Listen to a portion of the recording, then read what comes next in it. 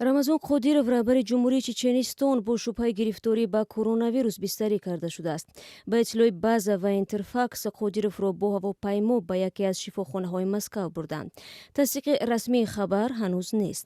Оҷонси иттилоотии Интерфакс рӯзи 21 май ба нақл аз манбааш дар ниҳодҳои беҳдоштӣ гуфт, Рамазон Қодировро бо шубҳаи коронавирус зери назорати пизишкон қарор доданд.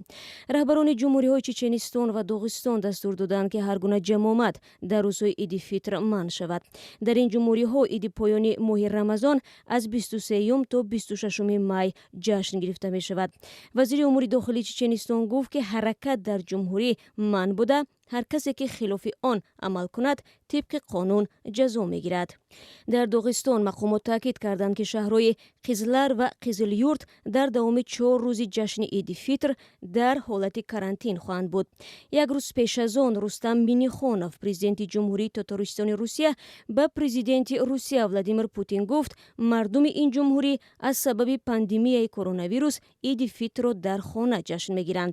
Одатан мусулмонон иди фитрро бо намози дастаҷамъӣ таҷдил мекунанд, вале имсол сирояти коронавирус аксари ҷамоҳири собиқ шӯравиро водор кардааст, ки намоз дар масҷидҳоро манъ кунанд.